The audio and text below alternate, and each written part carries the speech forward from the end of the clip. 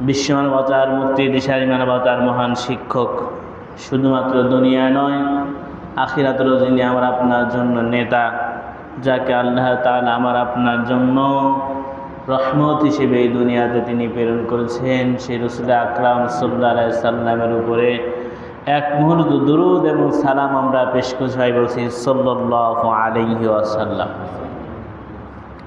সম্মানিত হাজিরিন, আমরা পবিত্র কোরআনুল কারীম থেকে দুটি আয়াতে কারিমা তেলাওয়াত করেছি। আল্লাহ তাআলা এই আয়াতের মধ্যেই আখিরাতে যারা ক্ষতিগ্রস্ত হবে এদের পরিচয় তিনি এদের মধ্যে তুলে ধরেছেন। আমরা জানি দুনিয়াতে কিছু মানুষ ক্ষতিগ্রস্ত হয়ে যাবে আর কিছু মানুষ আখিরাতে ক্ষতিগ্রস্ত হয়ে যাবে। তবে দুনিয়ার ক্ষতিগ্রস্ত যে মানুষটা হলো, এই দুনিয়ার মধ্যেই যদি সীমাবদ্ধ থাকে, আখিরাতের জীবনটা তার কামিয়াবি হয়ে যাবে। আর দুনিয়ার কোনো মানুষ দুনিয়াতেই সে সাফল্যমণ্ডিত হয়, আখিরাতে যদি সাফল্যমণ্ডিত না হতে পারে তার জীবনে দুঃখের কোনো শেষ থাকবে না। এজন্য রব্বুল আমিন আমাকে আপনাকে শিক্ষা দিয়েছেন, বান্দা দুনিয়াতে যখন তুমি আমার কাছে কোনো কিছু চাইবা, শুধুমাত্র আখিরাত নয়, আমি আল্লাহর কাছে দুনিয়া এবং আখিরাত উভয় দিকে আমার আপনার জন্য চাওয়া লাগবে। রব্বুল আমিন বলেন, রব্বানা আতিনা ফিদ দুনিয়া হাসানাতাও ওয়া ফিল আখিরাতি হাসানাতাও ওয়া কিনা আযাবান নার। রব্বুল আমিন আমাকে আপনাকে বলে দিচ্ছেন, বান্দা দুনিয়াতে তুমি চাবা আমার আল্লাহ তাআলার কাছে, রব্বানা হে আমার প্রতিপালক, আমি আপনার কাছে চাই, আমরা আপনার কাছে চাই, আতিনা আমাদেরকে আপনি দান করুন, ফিদ দুনিয়া দুনিয়াতে যা কিছু আমার আপনার জন্য কল্যাণকর, জোরে বলি সুবহানাল্লাহ। তাহলে দুনিয়ার বুকে সব কিছু আমার আপনার চাওয়া জায়েজ নেই, অবশ্যই এটা আমরা আপনার জন্য কল্যাণকর এবং জায়েজ হওয়া লাগবে। না জায়েজ কোনো কিছু আল্লাহর কাছে চাইলে সওয়াব হবে না, গুনাহ হবে। কথা বলেন ঠিক কিনা? অবশ্যই আমাকে আপনাকে আমার এবং অপরের জন্য যা কিছু কল্যাণকর, যা কিছু আমার আপনার জন্য দুনিয়াতে জায়েজ, আল্লাহ তাআলা সেই জায়েজ বিষয়টাকে আল্লাহ আপনাকে ইন্ডিকেট করে আমাকে আপনাকে চাওয়ার জন্য বলেছেন। এজন্য দুনিয়ার অনেক মানুষ থাকে যে মানুষগুলোর উদ্দেশ্য আসলে ঠিক না, পাপ কাজের দিকেও মানুষকে ডাকে, আবার পাপ কাজের জন্য মানুষকে অনেক কিছু চায় বলে। অনেক মানুষ আছে নিজে পাপ কাজের দিক নিজে করেই, অন্য মানুষদেরকে ডাকে এবং যে কাজটা হারাম ওই কাজকে আরও সাফল্যমণ্ডিত করার জন্য চেষ্টা করে এবং দোয়া চায় কি চায় না। এজন্য এই দুনিয়াতে হযরতে মুসা আলাইহিস সালামের জামানায় একটি ঘটনা ঘটেছিল। ওই সময়ে যেহেতু মুসা আলাইহিস সালাম তিনি তুর পর্বতে আল্লাহ তাআলার সামনে তিনি ধ্যানে মগ্ন থাকতেন। আল্লাহ আমিন তাকে তাওরাত কিতাব তিনি ওই তুর পর্বতেই তিনি দিয়েছিলেন। তার যে সম্প্রদায়গুলো ছিল ওই সময় মূর্তি পূজারও বেশিরভাগই মূর্তি পূজায় তারা এত পরিমাণ আসক্ত ছিল, আল্লাহকে তারা বিশ্বাসই করে নাই, বরং আল্লাহকে দেখার জন্য বারবার তারা বলেছে তোমার আল্লাহকে দেখতে চাই। বলেন তো দুনিয়ার কোনো মানুষের পক্ষে আল্লাহকে দেখা সম্ভব? কখনোই সম্ভব নয়। হযরত মুসা কালিমুল্লাহ তিনি আল্লাহ তাআলার সাথে কথা বলেছেন পর্দার অন্তরাল থেকে। আল্লাহর নূরের জ্যোতি এমন, ওই নূরের জ্যোতির কাছে পৃথিবীর কোনো সৃষ্টি যেতে পারবে না। পৃথিবীর কোনো সৃষ্টি এখানে যেতে পারেও না। আল্লাহ তাআলা নূরের জ্যোতি এমন, যদি যায় আল্লাহ যদি নূরের পর্দা থেকে মুসা আলাইহিস সালামের সাথে কথা না বলতেন, মুসা আলাইহিস সালাম তিনি জীবিত ফিরে আসতে পারতেন না।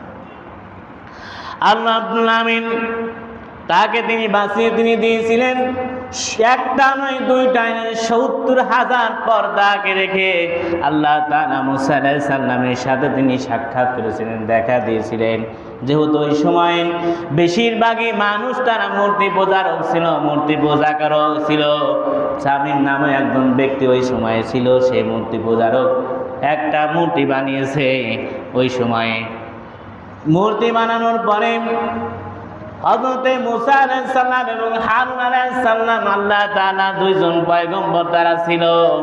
যখন তারা দূর দূরান্তরে জিহাদের জন্য যুদ্ধের জন্য যেত, ওই যে ঘোড়া নিয়ে যেত, ওই ঘোড়ার মাটি থেকে যেখানে পা রেখেছে ওই মাটি থেকে তারা মূর্তি একটা বাছুর তৈরি করে, বাছুর তৈরি করার পরে ওইখানের মধ্যে তারা তৈরি করার পরে মুসা আলাইহিস সালামকে শুধু বলেছিলেন যে আমরা যে উদ্দেশ্যে আপনি শুধু বলেন যে আল্লাহ তুমি কবুল করে নাও। উদ্দেশ্য কিন্তু ভালো ছিল না। এর কারণে যখনই তিনি বলেছে আল্লাহ কবুল করার সাথে সাথে ওই যে মূর্তি যারা বাছুর তৈরি করেছিল মূর্তি হাম্বা বলে ডাক দিয়েছে। হাম্বা বলে কি করেছে? ডাক দিয়েছে। মুসা আলাইহিস সালামের দোয়ার বরকতে কিন্তু এটা হয়েছিল। এজন্য দুনিয়ার অনেক মানুষ আছে যে হারাম কাজ তারপরে কি করে দোয়া চায়, হারাম কাজ তারপরে উন্নতি চায়, এরকম মানুষ আছে কি নাই? আছে। এজন্য যখনই দোয়া চাইবে আমার আপনার জন্য জরুরি থাকবে, কর্তব্য থাকবে, রব্বুল আমিন যদি জায়েজ হয় তুমি কবুল করো, জায়েজ যদি হয় কবুল করো, না জায়েজ হলে ওইটা আমরা আপনার জন্য দোয়া করা জায়েজ নাই। এই জন্য রব্বুল আমিন তিনি আমাকে আপনাকে শিক্ষা দিয়েছেন যে বান্দা শুধুমাত্র আখিরাতের কল্যাণ নয়, দুনিয়া এবং আখিরাতে উভয় জগতে তোমার জন্য কল্যাণ লাগবে। এজন্য অনেক সময় আপনি দেখি অনেক মসজিদে লেখা থাকে দুনিয়াবি কথা বলা নিষেধ। আপনি এখনো পর্যন্ত দুনিয়াতে আছি, তারপরেও যদি আমরা আপনার জন্য দুনিয়ায় কথা বলা নিষেধ, দুনিয়াবি কথা বলা নিষেধ, এটা যদি হয় তাহলে আল্লাহ রাব্বুল আমিনের কথার সাথে যায় না। রব্বানা আতিনা ফিদ দুনিয়া, আমাকে আপনাকে দুনিয়াতে যা কিছু করলাম ওটা আল্লাহ তাআলার কাছে আমাকে আপনাকে চাওয়াই লাগবে। কথা বলেন ঠিক কিনা? এরপরে আমরা আপনার জন্য আখিরাতের জীবনে যা কিছু সাফল্যমণ্ডিত হবে, হাসানাতাও ওয়া ফিল আখিরাতি হাসানা, এবং আখিরাতের জীবনে যা কিছু আমরা আপনার জন্য কল্যাণ করে আল্লাহ তাআলার কাছে আমাকে আপনাকে চেয়ে নিতে হবে। কেননা দুনিয়ার কোনো মানুষ যদি দুনিয়া পেয়েই সে সাফল্যমণ্ডিত হয়ে যায়, আখিরাতে যদি কোনো অংশ তার মধ্যে না থাকে, আল্লাহ বলেন আখিরাতের জীবনটা আমি তাদের জন্য বেশি কল্যাণকর রেখেছি। দুনিয়ার হাজার হাজার কোটি কোটি সহস্র গুণ থেকে আখিরাতের জীবনটা হবে দীর্ঘমেয়াদী। কথা বলেন ঠিক কিনা? এজন্য রব্বুল আমিন পবিত্র কুরআনুল কারীমের অসংখ্য জায়গায় তিনি দুনিয়া এবং আখিরাতে যারা ক্ষতিগ্রস্ত হবেন এর একটা রব্বুল আমিন পরিচয় তিনি তুলে দিয়েছেন। রব্বুল আমিন সূরাতুল আনআমের 31 নম্বর আয়াতে রব্বুল আমিন বলেন, ক্বাদ খাসিরাল্লাযীনা কাযযাবু বিলিকাইল্লাহি হাত্তা ইযা জাআতুহুমুস সাআহ। রব্বুল আমিন বলেন যারা আল্লাহ তাআলার সাথে মিলিত হওয়াকে, সাক্ষাৎ করাকে যারা অবিশ্বাস করে, যারা বিশ্বাস স্থাপন করে না, এরা দুনিয়াতে তো ক্ষতিগ্রস্ত হবে, আখিরাতের জীবনে তারা আরো বেশি ক্ষতিগ্রস্ত হবে। জোরে বলি নাউজুবিল্লাহ। তার মানে আল্লাহ রাব্বুল আমিন যে তিনি আমার আপনার জন্য কিয়ামতের ময়দান তিনি রেখেছেন, আমাকে আপনাকে কিয়ামতের ময়দানে শামিল হওয়া লাগবে। রবিবার আমার আপনার মধ্যে আছে কি নাই? আছে। যদি আমার আপনার মাঝে এইরকম ঈমান থাকে যে না আখিরাত বলতে কোনো কিছু নাই, কিয়ামতের ময়দান বলতে কোনো কিছু নাই, ওই ব্যক্তিটা ওই মুহূর্তে ডাইরেক্ট হচ্ছে কাফের। কি হবে? ডাইরেক্ট কাফের হয়ে যাবে। মানুষ তো তাই অস্বীকার করবেই না, ঈমানের মধ্যে বিন্দু মাত্র কোনো সুন্দর অবকাশ রাখা যাবে না। যদি সুন্দর অবকাশও থাকে তাহলে আপনি ঈমানদার হতে পারবো না। এজন্য রব্বুল আমিন বলেন যারা কিয়ামতের ময়দানটাকে, উপস্থিত হওয়াটাকে, মিলিত হওয়াটাকে যারা অবিশ্বাস করেছে, রব্বুল আমিন বলেন তারা ক্ষতিগ্রস্ত হয়ে গেছে। নিশ্চয়ই তারা অতি ক্ষতিগ্রস্ত হয়েছে। শুধুমাত্র ক্ষতিগ্রস্ত হয় নাই, আল্লাহ তাআলা বলেন অতি প্রবল আকারে ক্ষতিগ্রস্ত হয়ে গেছে। অবশেষে রব্বুল আমিন বলেন অবশেষে যখন কিয়ামত তাদের কাছে আকসমাত এসে যাবে, তারা হুরাইকের মুহূর্তের মধ্যে যখন কিয়ামত তাদের সামনে এসে পড়বে, তখন তারা বলে হায় আফসোস, আমরা কিয়ামত সম্পর্কে বড় অবহেলা করেছি।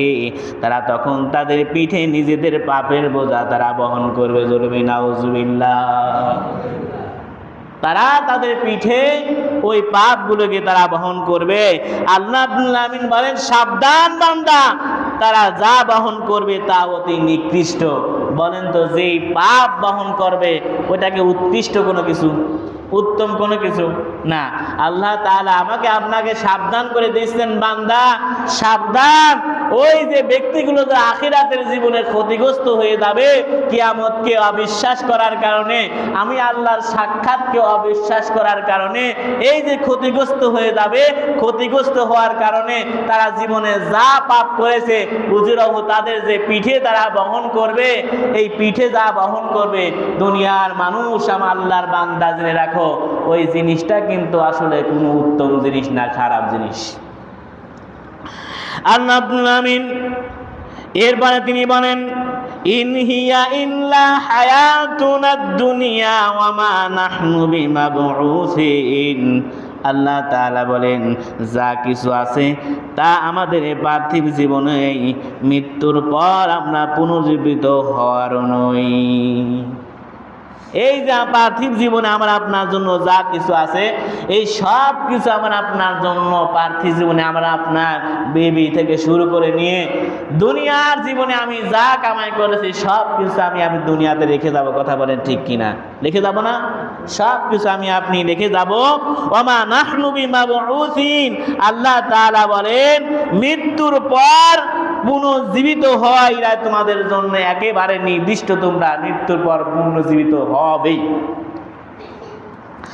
এবার আব্দুল আমিন তুলে ধরেন, আইদা মিতনা ওয়া কুন্না তুরাবা ওয়া ইদামা ওয়া ইন্না লামাবউসুন।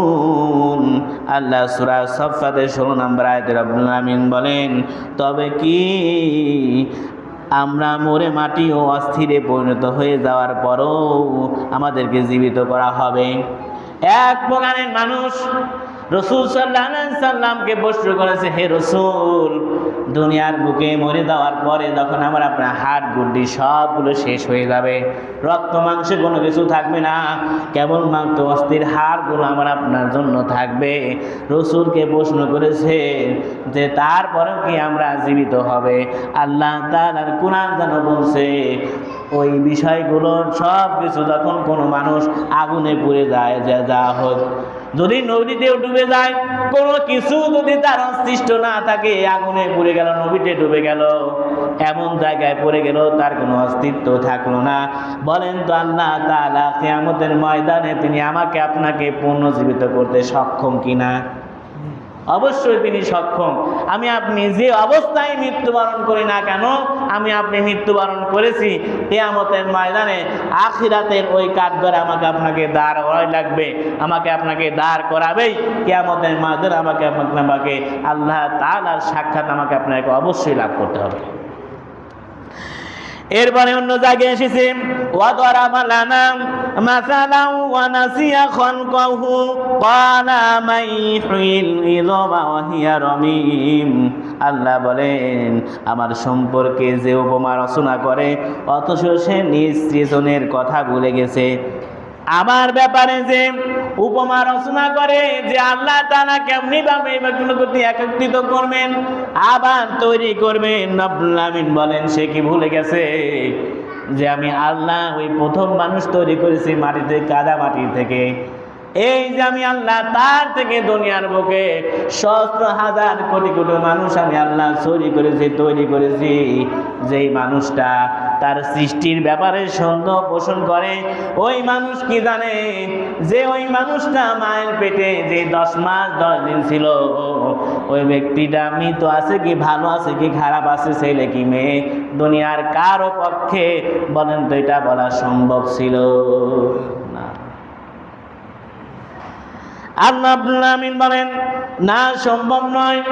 ওই মানুষগুলোকে, ওই মানুষ যারা এই কথাগুলো বলেন, আমি আল্লাহ সৃষ্টি জগৎ, তার দেহটা আমি আল্লাহ যেমনি ভাবে তৈরি করেছি, আমি আল্লাহর জন্য যদি তারা একটু চিন্তা ভাবনা করে, চিন্তা করে, ফাক্কিহু, আল্লাহ তাআলা বলেন ওই মানুষটা আমি আল্লাহর পরিচয় পেয়ে যাবে।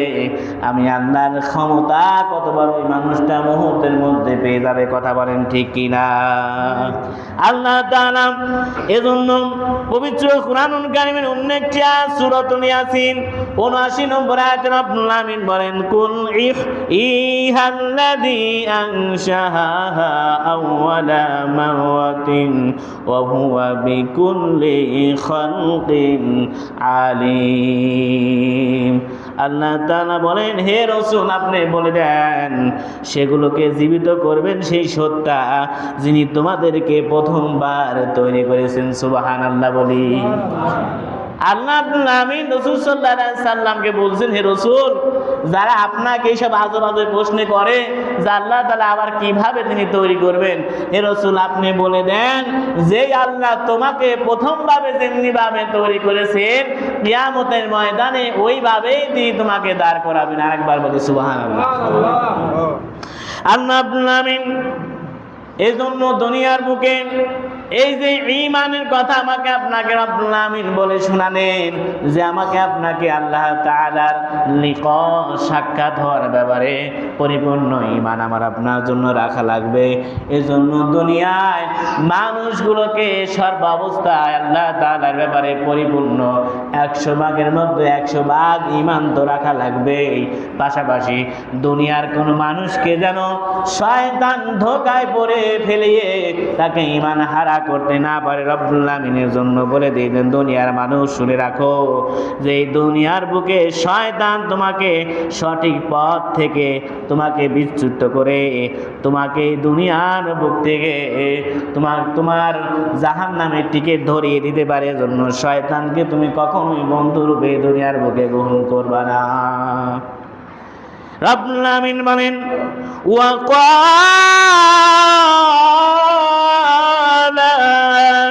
لنتخذن من عبادك نصيبا مفروضا। আল্লাহ তাআলা বলেন আর সে আল্লাহকে বলেছিল যে আল্লাহ তোমাকে বলেছিল আমি তোমার বান্দাদের মধ্যে থেকে নির্ধারিত একটি অংশ নেব। দুনিয়ার বুকে আল্লাহ তাআলা সবাইকে তিনি নেবেন না, নির্ধারিত একটা অংশকে আল্লাহ আমিন বেছে বেছে তিনি জান্নাতে নেবেন। আল্লাহ আমিন তিনি আমাকে আপনাকে বলতেছেন যে অংশ আমি আল্লাহ নেব, আর আমি তাদেরকে সরল পথ থেকে নিশ্চিতভাবে বিস্তুতি করব না। আমি আল্লাহ এদেরকে দুনিয়ার বুকে সাফল্য দিয়ে আমি আল্লাহ আখিরাতে জীবনটা তাদের জন্য কামিয়াবি করে দেব। আল্লাহ তাআলা বলেন পক্ষান্তরে এই দুনিয়ার বুকে কিছু মানুষকে আমি আল্লাহ তাআলা নিব, বেছে বেছেই নেব। আমি তাদেরকে সরল পথ থেকে নিশ্চিতভাবে বিস্তুতি করব। বলেন তো যেই আল্লাহ আমাকে আপনাকে সরল পথ দেখাতে পারেন ওই আল্লাহ আমাকে আপনাকে বিপদগামী করতে পারেন কি পারেন না? অবশ্যই পারেন। তিনি আমাকে আপনাকে বিপদগামী করতে পারেন। আল্লাহ তাআলা এজন্য বলছেন কিছু মানুষকে আমি আল্লাহ বেছে তো জান্নাতের জন্য উত্তরাধিকারী করবই, পাশাপাশি আমি আল্লাহ আরো কিছু মানুষকে আমি আল্লাহ বেছে নিয়ে আমি আল্লাহ তাদেরকে নিশ্চিত ওইভাবে বলছি তাদেরকে আমি আল্লাহ বিরোধ হয়ে ঈমান হারা করবই। তাদেরকে আশা ভরসা এবং আদেশ করব তারা চতুষ্পদ জন্তুর কান ছিঁড়ে ফেলবে এবং দুনিয়ার আদেশ করব, ফলে তারা আল্লাহর সৃষ্টিকে বিকৃতি করবে। আল্লাহ তাআলা তিনি আমাকে আপনাকে দুনিয়ার বুকে তিনি তৈরি করেছেন। আমি আপনি এই দুনিয়ার বুকে আছি, আমার আপনার বোধগম্য শক্তি বিবেক যা দিয়েছেন পানির মধ্যে আল্লাহ তাআলা কি সমপরিমাণ দিয়েছেন? দেন নাই। এজন্য আমাকে আপনাকে উপরে ঘোষণা করা হয় আশরাফুল মাখলুকাত। আমি আপনি সৃষ্টি জগৎ ভাবে যত আল্লাহ তাআলার সৃষ্টি আছে তার মধ্যে মানুষ শ্রেষ্ঠ। মানুষ কি? মানুষ শ্রেষ্ঠ। আল্লাহ তাআলা এই মানুষের ব্যাপারে আবার বলছেন বানহুম আদান, এই বিবেকবান, এই সৃষ্টির শ্রেষ্ঠ মানুষই তার কার্যকলাপ, তার পাপের ধরন এমন হয়ে যাবে, দুনিয়ার বুকে কুকুর শৃগালের চাইতে মানুষগুলোর আচরণ, পাপের ক্ষমতা তার চাইতে নিকৃষ্ট হয়ে যাবে। ধরে বলি নাউজুবিল্লাহ। দুনিয়ার বুকে মানুষের কর্ম এমন পরিমাণ হয়ে যাবে, তার চাইতে নিকৃষ্ট হয়ে যাবে। এজন্য সম্মানিত হাজিরিন, আমাকে আপনাকে আল্লাহ তাআলা তিনি কিয়ামতের ময়দান তিনি দিবেন, আখিরাতের জীবনটা আমার আপনার জন্য কামিয়াবি, খায়রু ওয়া আবকা। আল্লাহ তাআলা বলেন আখিরাতের জীবনটা তোমাদের জন্য উত্তম আমি আল্লাহ রেখেছি, খয়র অতি উত্তম আমি আল্লাহ তাআলা তোমার জন্য রাখলাম। সুতরাং বান্দা, দুনিয়ার জীবনকে তুমি যতটুকু প্রাধান্য দাও, তার চাইতে বেশি প্রাধান্য দেয় আখিরাতের জীবনটাকে। কোন জীবনটাকে? আখিরাতের জীবনটাকে। এজন্য সময় তো হাজির, আসুন আমরা দুনিয়াতেই চিরদিন আমরা থাকবো না। আমার আপনার বাবা মা, দাদা দাদি, নানা নানি তারা এই দুনিয়ার বুকে তারা বেঁচে ছিলেন, আজকে আমাদের মাঝ থেকে তারা গত হয়ে গেছে, আমাদের মাঝে উপস্থিত নাই। কথা বলেন ঠিক কিনা? আমি আপনি এই দুনিয়াতে চিরদিন আমি আপনি বেঁচে থাকবো না। আমি আপনি 60, 70, 80 বছর সর্বোচ্চ এই দুনিয়াতে বাঁচবো, তারপরে আমাকে আপনাকে মৃত্যু ঘটানো হবে। আমি আপনি দুনিয়া ছেড়ে কবরে কতদিন পর্যন্ত থাকবো, এর কোনো হিসাব দুনিয়ার কোনো মানুষ দিতে পারবে না, কারো কাছে নাই। আল্লাহ তাআলা তিনি ভালো জানেন কতদিন পর্যন্ত তিনি কবরের মধ্যে রাখবেন। সেজন্য আমার আপনার মৃত্যুটা যদি ভালো হয়, দুনিয়ার বুকে যদি আমি আপনি ভালো কাজ করে দুনিয়া থেকে যেতে পারি, কিয়ামতের ময়দানে আল্লাহ আপনার আমিন তিনি ডাকবেন, দুই শ্রেণীর মানুষ ওখানে থাকবে। একটা শ্রেণীর মানুষ তাড়াতাড়ি কিয়ামতের ময়দানে উপস্থিত হওয়ার জন্য চেষ্টা করবে, যে তাড়াতাড়ি আমাকে যেন এখান থেকে উঠিয়ে নেওয়া হয়। ওই মানুষটার মৃত্যু ভালো না, মানুষের জীবনের কর্ম ভালো ছিল না, যারা তাড়াহুড়ো করবে। আর যেই মানুষ সম্প্রদায় মানুষগুলো সওয়াবের কাজ করেছে দুনিয়াতে বেশি, ওই মানুষগুলো যখন জাগানো হবে কিয়ামতের ময়দানে, বলবে এই কেবলমাত্র আমি ঘুমিয়ে গেলাম, আমাকে কে ঘুমিয়ে ডিস্টার্ব করলো? জোরে বলি সুবহানাল্লাহ। ওই মানুষগুলো উঠতে চাবে না, কারণ তাদের জীবনে এত পরিমাণ আমল করেছে, ভালো আমল করেছে, যার ফলে আল্লাহ আপনার তাকে ঘুমিয়ে তিনি রেখেছেন, কিয়ামত পর্যন্ত ঘুমিয়ে থাকবে। আর ঘুমের পরিধি কতদিন, কত সময় হবে আল্লাহ তাআলা তিনি ভালো জানেন। অথচ হাজার হাজার বছর আল্লাহর ওই বান্দা ঘুমিয়ে থাকবে, টেরও পাবে না, বলবে কেবলমাত্র 1 ঘন্টা হলো ঘুমিয়েছি, কিছুক্ষণ যাবত কেমন ঘুমিয়েছি। বলে বান্দা না, তুমি কোটি কোটি সহস্র বছর তুমি ঘুমিয়েছিলে, তুমি টেরই পাও নাই। জোরে বলি সুবহানাল্লাহ। আর আমল যদি খারাপ হয়ে যায়, আমাকে আপনাকে আমি আপনি তাড়াতাড়ি করে আমি তাড়াতাড়ি উঠি, আমাকে আযাব থেকে বাঁচি। বলেন তো আযাব আমার আপনার জন্য কবরের পরে বেশি হবে না কম হবে? বেশি। যত সেক্টর পার হবে আযাবের পরিমাণ আরো সবচেয়ে বেশি হবে। এজন্য আসুন আল্লাহ তাআলা আমাদেরকে তিনি এ থেকে আলোচনা থেকে শিক্ষা গ্রহণ করার জন্য তৌফিক ইনায়াত করেন। আমাকে আপনার জীবনে ভালো ভালো আমল করে আপনার আমি শেষ বিদায় নেওয়ার তৌফিক দেন। সকলে বলে আমিন। আলহামদুলিল্লাহি রাব্বিল আলামিন। যারা সুন্নত মানে শুধুমাত্র 4 রাকাত সুন্নত পড়ে